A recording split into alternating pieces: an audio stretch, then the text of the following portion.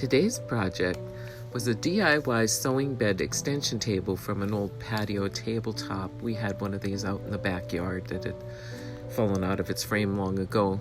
So we took cardboard and made a pattern using the sewing machine I wanted to make the extension table for.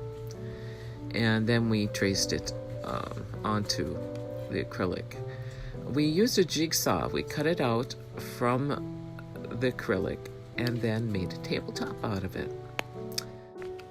There's still a bit of polishing up left to do, but I hope this gives you good ideas for your DIY. A table of this comparable quality and thickness would run between $100 and $400, so I'm feeling very fortunate to